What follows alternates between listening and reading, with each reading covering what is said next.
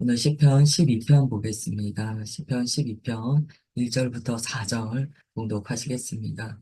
여호와여 도우소서. 경건한 자가 끊어지며 충실한 자들이 인생 중에 없어지나이다. 그들이 이웃에게 각기 거짓을 말하며 아첨하는 입술과 두 마음으로 말하는도다. 여호와께서 모든 아첨하는 입술과 자랑하는 혀를 끊으시리니 그들이 말하기를 우리의 혀가 이기리라. 우리 입술은 우리 것이니 우리를 주관할 자 누구리요 함이로다. 아멘. 오늘 말씀은 이 세상에 진실이 사라진 것을 보면서 이 탄식하는 내용이 나옵니다. 거짓의 시대를 살고 있다는 거예요. 지금 이게 현대 이야기가 아닙니다. 아주 길게는 정말 약 3,000년 전 이야기인 거예요. 그런데 이러한 내용이 있어요. 사람의 이 거짓 때문요. 동서고금을 막론하고 인간의 본성이 타락했기 때문에 언제나 있어 왔다는 거예요. 아주 오래전에도 에덴 동산으로부터 나온 인류는요, 계속하여 거짓을 말해 왔습니다. 시인은 이야기해요. 이 거짓과 아첨이 난무하는 시대라는 거예요. 그래서 경건한 자들, 거룩한 자들이 사라져 간다고 합니다. 그들이 끊어져 간다는 거예요. 충실하게 주님 앞에 사는 자들이 인생 중에서 없어지는 것을 본다는 거예요. 이들이 없어진다는 것은요, 많은 사람들이 경건한 삶을 포기한다는 이야기입니다. 거룩한 삶을 포기한다는 거예요. 그렇게 살아봤자 자기만 손해보고 사람들이 계속 억울하게 하기 때문에 그냥 포기한다는 거예요. 그래서 정말 하나님의 말씀 따라 사는 자들이 점점 희귀해지는 현상이 일어난다고 이야기합니다. 지금 우리가 살고 있는 시대 똑같습니다. 그 예전에 팩트체크라는 말이 유행했었어요. 사실이 무엇이냐? 그만큼 거짓된 정보가 많기 때문에 팩트체크를 해야 한다라는 이야기를 했습니다. 그런데 사실 이 팩트라는 것도요, 양면성이 있습니다. 그리스도인은요, 사실을 아는 자들이 아니에요. 우리는 진실을 아는 자가 되어야 합니다. 때로는요, 사실 자체가 어떠한 관점으로 바라보느냐에 따라서 왜곡될 수 있기 때문이에요. 우리가 알고자 하는 것은 사실이 아니에요. 진실이에요. 그걸 성경에서는 진리라고 이야기합니다. 그러면 진실, 이 진리는 우리가 어떻게 분별하게 됩니까? 하나님의 눈으로 볼 때 분별하게 돼요. 사실 사람의 이 법정은요, 사실만을 가립니다. 사람의 마음의 의도까지는 다 파악하지 못해요. 그러나 주님께서는 사실 너머의 진실을 우리 가운데 가르쳐 주세요. 그래서 우리는 주님께 무엇이든지 여쭙고 주님께 기도해야 합니다. 그 주님의 시선으로 우리가 바라볼 수 있어야 한다는 거예요. 시편 12편에서는 주님의 시선은 상관하지 않는 오직 나 중심의 삶을 살고 있는 시대 가운데 거짓이 난무한다라고 이야기해요. 그 거짓이 난무함 안에는요, 아첨하는 입술, 두마음 이런 게 있습니다. 자랑 이런 게 있어요. 그래서 시편 기자가 막 탄식합니다. 도대체 진실한 사람들 어디 갔습니까? 경건한 사람들 어디 갔습니까? 다 어디 숨었습니까? 왜 다 거짓된 사람들밖에 안 나옵니까? 목소리 큰 사람은 다 거짓이라는 거예요. 아니, 이 세상이 어떻게 이렇게 부패했습니까? 이게 12편의 내용입니다. 그 오래전에 지금과 같은 문제가 있었다는 거예요. 그렇게 본다면 현대가 되어서 세계가 더 타락했는가? 그렇진 않아요. 세상이 더 악해지기는 합니다. 더 악으로 달려가요. 그건 악한 영이 더 강하게 역사한다는 거예요. 그러나 사람의 본성은요, 이미 에덴 동산에서 선악과 먹을 때 전적으로 타락했다라고 그래요. 그 전적인 타락은요, 점진적인 타락을 이야기하는 게 아니에요. 이미 부패했다는 거예요. 이미 그 안에 선한 것이 하나도 없었다는 거예요. 어떻게 본다면 현대에 계속 악이 팽창한다고 느끼는 것은 그 전적으로 부패한 본성이 더 많이 드러나는 현실을 우리가 맞이하고 있다라고 볼 수 있어요. 더 많이 알려진다는 거죠. 시편 11편의 기자는 특별히 이 언어적 타락에 대해서 고발합니다. 거짓말이 난무하는 이 시대, 우리 혀가 이겨 라고 거짓을 이야기하는 많은 사람들이 존재하고 있는 이 시대에 대해서 탄식해요. 진실은 하나님의 말씀으로 인하여 우리에게 주어지는데 누가 하나님의 말씀 따라 살겠느냐라고 질문합니다. 그래서 우리는 시편 12편을 통하여 우리의 말을 한번 봐야 돼요. 말을 봐야 돼요. 과거에는요, 무슨 소시오패스 이런 말이 없었어요. 왜 생겼습니까? 그런 사람들이 많은데 이들을 뭔가 해석해야 되는 필요가 생긴 거예요. 이 소시오패스나 이런 말이 생긴 이유는 어떤 사람들은 너무 말을 잘하고 자기 잘못을 절대 인정하지 않고 다른 사람을 교묘하게 지배하려고 하고 거짓말하고 근데 또 이런 성향을 가지고 있으면 사회적으로 어떤 상황이 있을 때 타격을 많이 받지 않습니다. 그러니까 승승장구하는 거예요. 그래서 오히려 어떤 조직에서 위에 가면 갈수록 이런 성향의 분들이 더 많이 자리 잡고 있다는 거예요. 뭐 이런 사회적인 현상이 있다 보니까 찾고 찾아내서 그런 말도 만들어내야 되는 거예요.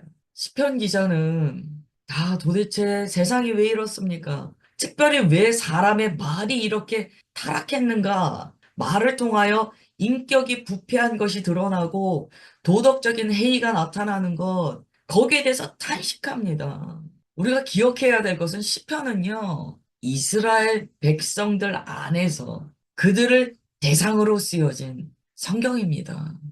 하나님을 믿는 자들, 하나님의 백성이라고 이야기하는 자들 안에서 이러한 일이 일어났다는 거예요. 그러면 이 시편을 우리가 묵상할 때야, 아유, 세상 사람은 이래, 저래. 그거보다 먼저 뭘 해야 되냐면, 나를 봐야 되고, 또한 교회를 봐야 돼요. 도대체 우리 믿음은 어디 있는가? 왜 내 혀는 진실을 말하지 않는가? 왜 내 혀는 내가 우상이 되어 내가 옳다라고만 이야기하는가? 왜 내 변명에 나는 나의 모든 말을 할애하고 있는가?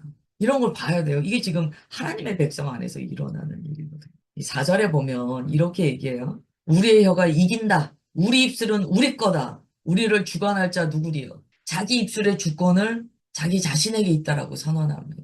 여기서 우리가 왜 거짓말을 하게 되는가를 깨닫게 돼요. 성경에는 분명히 우리의 입술에 파수꾼을 세우라고 이야기를 합니다. 이 파수꾼이라는 게 뭡니까? 필터링을 거치라는 거예요. 즉, 주권을 주님께 올려드려서 주께서 나의 입술을 사용하시도록 해야 한다는 거예요. 내 몸에 달려 있으니까 이 입술은 내 거야. 그래서 내가 생각하는 대로, 내 머릿속에 드는 생각대로, 상황 논리에 맞춰서 우리가 내 입술을 내 것이라고 생각하고 막 말하기 시작하면 시편 12편의 그 악인이 내가 됩니다. 그래서 시편 12편 1절에 가장 먼저 이렇게 기도합니다. 여호와여 도우소서. 경건한 자가 끊어지며 충실한 자들이 인생 중에 없어지나이다. 하나님 도와주십시오.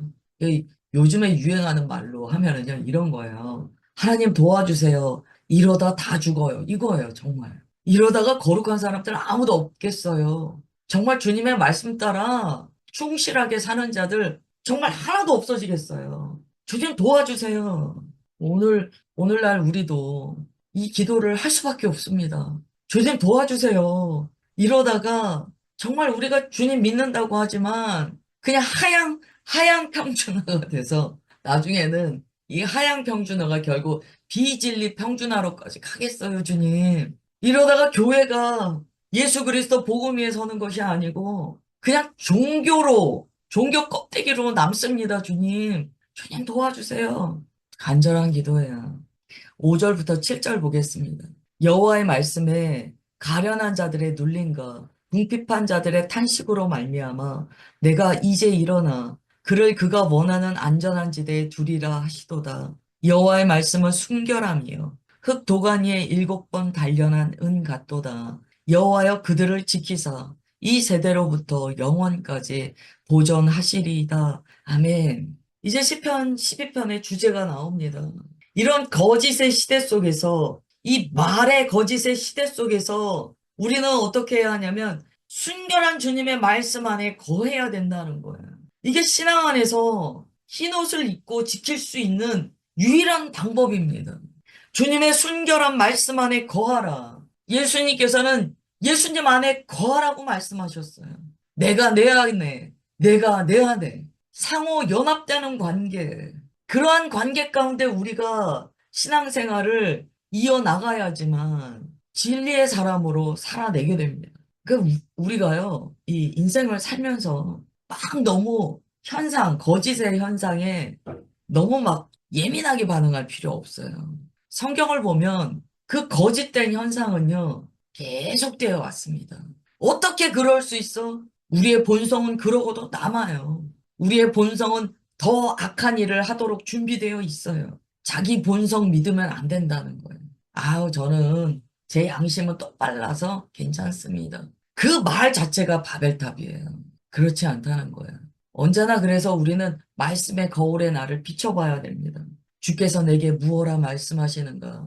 오늘 말씀의 거울이 나를 어떻게 비추시는가? 그것을 계속 봐야 돼요. 그러지 않으면 사람은 고침받을 가망이 없습니다. 그래서 이렇게도 표현할 수 있어요. 주님의 순결한 말씀 안에 피하라. 말씀으로 피하라. 이렇게 말할 수 있어요. 오늘날에는요, 이 거짓의 파급력이 훨씬 더 강한 시대를 살고 있습니다. 그러니까 과거에는 순수했기 때문이다 라기보다는 과거에는 그만큼 거짓이 확산될 수 있는 도구가 없었어요. 그런데 지금은 확장성을 갖게 된 거예요. 말이 빨리 달리는 시대에 우리가 살고 있다는 거예요. 이 마지막 때의 특징이죠. 그래서 악의 팽창을 경험하게 됩니다. 이때 벌어지는 현상들, 거룩한 자들, 경건한 자들이 보이지 않는다는 거예요. 이 엘리야도 그렇게 고백했거든요. 엘리야가 주님, 저만 남았나이다 라고 이야기하잖아요. 그게 그냥 나온 얘기가 아니에요. 아합과 이세벨이 득세하면서 하나님의 백성이 우상 숭배하는 게 당연시되던 시대가 되었거든요. 그때 나타나는 현상이 거룩한 자들이 보이지 않았다는 거예요. 그래서 엘리야가 진짜 얘기한 거예요. 하나님 저만 남았습니다. 이게 악이 팽창할 때의 특징입니다. 근데 주님께서 말씀하시거든요. 아니야. 바알에게 무릎 꿇지 않은 7천 명을 내가 남겼어. 이 7천 명은요. 수적으로 7천 명이라고도 볼 수 있지만 7이라는 완전수의 10 곱하기 10입니다. 10 곱하기 10 곱하기 10이죠. 이 10이라는 숫자는요. 최대치, 완성 이런 의미를 가져요. 세 번 곱함으로써 완전한 세 배를 이루셨죠. 이게 무슨 의미냐면 하나님께서 온전한 자들을 온전하게 남겨놓으셨다는 거예요. 부족하지 않게 남겨놓으셨다는 거예요. 우리는 렘넌트, 남은 자를 이야기할 때 남은 자는 적을 것이다. 그러나 그 남은 자는요, 하나님께서 역사하실 때 온전히 동역할 수 있는 충만한 수입니다. 그 남은 자는 주님의 온전한 마음이 있고 주님께서 저들을 남겨서 무엇이든지 하실 수 있는 충만한 수예요. 그 수가 몇 명인 것이 중요한 게 아니에요. 그들을 통하여 역사하실 때 주님의 충만한 역사가 완전히 일어날 수 있다는 거예요. 중요하죠. 노아의 방주에 8명이 탔습니다. 그들이 렘넌트였어요. 그런데 그 렘넌트가 어떻게 됩니까? 온 세계의 인류를 다시 확산시켜 나갑니다. 8명 안에는 하나님께서 역사하시기에 충분한 모든 자원이 들어있었다는 거예요. 렘넌트는 수가 중요한 게 아니에요. 주님께서 단 한 사람을 남기셔도 그 사람 안에 주님께서는 반드시 주의 완전한 역사를 이루어 내십니다. 그 한 명은 주님의 선택이에요. 지금 시인은요, 경건한 자들 어디 갔습니까? 다 어디 사라졌습니까? 주님, 도와주십시오. 그러나 우리는 알 수 있어요. 남아있다. 지금 이렇게 탄식하는 저가 남아있으며, 저와 함께 주님께 똑같은 기도를 하고 있는 주의 백성들은 남아있다는 거예요. 오늘 말씀 묵상하시면서, 하나님, 제가 그렇게 주님의 심령으로 끝까지 남는 자 되기 원하나이다. 주님의 시선으로 주님의 진실 위에 선 주님의 자녀 되기 원하나이다. 세상이 말하는 세상이 기준한 그 사실이 아니고 주님의 말씀에 기준한 진리와 진실 위에 선 자가 되기 원하나이다. 이렇게 기도하시길 축복합니다. 결국 우리의 싸움은요. 혀의 싸움이라는 것을 알게 돼요. 혀의 전쟁이에요. 그래서 우리가 주님 앞에 섰을 때 우리의 말로 심판받는다고 말씀하시는 거예요. 사람의 말은요, 우리가 하나님의 형상으로 지어졌기 때문에 훼손됐지만 창조를 말씀으로 행하신 하나님 아버지의 그 거룩한 유전자가 우리 안에 있습니다. 그래서 우리의 말은요, 힘이 있어요. 그래서 마귀가 우리의 말을 붙드는 거예요. 여러분, 사람에게 우리가 무슨 말을 하는가를 통하여서 그 사람의 운명이 결정될 수도 있다는 거예요. 내가 어떤 말을 하는가에 따라서 지대한 영향을 미칠 수 있다는 거예요. 그리고 말이라는 것은요, 마치 벽에다 공을 던지는 것과 같다라고 우리가 나눴어요. 그 말은 결국 나에게 돌아옵니다. 그래서 그게 내게도 상처가 되는 거예요. 오늘 시인은 이야기해요. 주님의 순결한 말씀 안에 거하라. 그 도가니에서 7번 단련한 은 같은 말씀이다. 거룩하고 거룩하고 거룩한 말씀이라는 것. 말씀 안에 거하는 자는 주님의 안전한 보호하심 안에 있다. 하나님께서는 말씀 안에 거하는 자를 지키신다. 그는 이 세대로부터 영원토록 주님의 은혜 안에 보존될 것이다. 그래서 우리가 말씀에 생명을 걸어야 돼요. 우리가 말씀을요, 가장 안타까운 건 자기 마음에 만족하려고 말씀 막 받을 때 참 안타까워요. 자기 마음의 만족이라는 게 어떤 만족일까요? 은혜 받았다고 하는데 어떤 은혜일까요? 어쩌면 내 본성을 합리화시켜주는 내용을 내가 취사 선택해서 그거는 은혜 받았다라고 하는 게 아닐까요? 성경 66권의 말씀은 모두 다 우리의 심령 가운데 새겨져야 됩니다. 말씀은 취사 선택하는 게 아니에요. 내 본성의 이해관계에 따라서 취하고 버려지는 것이 말씀이 아니에요. 정말 순결한 은과 같은 주님의 말씀을 오직 아멘으로 우리가 받을 때 시편 12편은 우리에게 이렇게 선언합니다. 너는 보존될 것이다. 하나님께서 너를 지키사 이 세대로부터 이 악한 세대로부터 영원히 너는 보존될 것이다. 너는 렘넌트가 될 것이다 라고 말씀하시는 거예요. 제일 웃기는 게 동굴에 가서 혼자 어디 은신처에 가서 혼자 있으면 자기가 렘넌트 된다고 하는 말도 안 되는 이야기들이 있잖아요. 그런 말이 어디 있습니까? 성경에서는 그렇게 말씀하지 않아요. 진짜 렘넌트는요, 어둠 가운데 빛나는 것이 렘넌트예요. 8절 보겠습니다. 비열함이 인생 중에 높임을 받는 때 사방이 흑암이에요. 악인들이 곳곳에서 날뛰는도다 라고 이야기해요. 아니 왜 이렇게 비관적으로 이야기가 끝날까요? 소망을 줘야지 왜 이렇게 비관적으로 끝납니까? 차라리 7절까지 하고 끝나면 참 좋잖아요. 왜 8절이 있죠? 이게 시편 12편에 중요한 메시지를 담고 있는 구절입니다. 무슨 이야기입니까? 하나님께서 반드시 지키십니다. 그러나 우리가 살고 있는 시대는요, 악인들이 날뛰는 시대다라는 냉철한 현실을 가르쳐 줘요. 그리스도인의 의의 길은요, 순정 만화가 아니에요. 8절은 우리에게 좀 부담스러운 결말을 주고 끝납니다. 악인들이 날뛰고 있다는 거예요. 그게 현실이라는 거야. 그러면 우리가 어떻게 해야 됩니까? 절망합니까? 지금 주님께서 말씀하시는 것은 거짓은 팽배, 거짓은 팽창해지고 있어. 어떻게 해야 하느냐? 말씀 안에 거해라. 순결한 자가 되어라. 그것이 그리스도인이다. 현실을요, 외면하라는 이야기가 아닙니다. 도망치라는 이야기가 아니에요. 오늘 10편, 12편은요, 8절이 너무 중요해요. 왜 이렇게 끝내셨는가? 오늘 묵상하세요. 왜 주님께서는 아름다운 현실을 마지막에 말씀하지 않으시고 지금 우리가 서 있는 악이 날뛰는 세상을 끝으로 시편 12편을 마무리하셨는가? 묵상하십시오. 주님께서 우리에게 어떤 메시지를 주고 계신가? 묵상하세요. 기도하겠습니다. 주님의 시선을 구합니다. 주님의 마음을 구합니다. 때로 우리가 뉴스와 많은 사람들의 소문을 통하여 세상은 어둡다, 어둡다 듣게 됩니다. 무엇이 팩트냐 찾는 수고를 하기도 합니다. 그러나 우리는 무엇이 팩트냐를 찾는 자들이 아니라 무엇이 말씀의 진실인가를 구하는 자들입니다. 오늘 주님의 말씀 위에 서게 하옵소서. 이 시간 주의 자녀들 결단합니다. 진리로 사는 자 되기로 결단합니다. 악이 팽창하고 사방을 둘러봐도 아첨과 자랑과 거짓이 난무하는 이때 소시오패스라는 말이 만들어지기까지 하는 이 시대에 오직 주님의 말씀으로 살아내기로 결단합니다. 세상이 악한 것에 절망하는 자들이 아니요 주님의 말씀 위에 서서 주님께서 영원히 보존하시는 렘넌트가 되기를 소망합니다. 주의 자녀들 그렇게 붙들어 주옵소서. 오직 역사하시는 주님의 능력 안에 평안을 간구하며 사랑하는 우리 주 예수 그리스도의 이름으로 기도드리옵나이다. 아멘.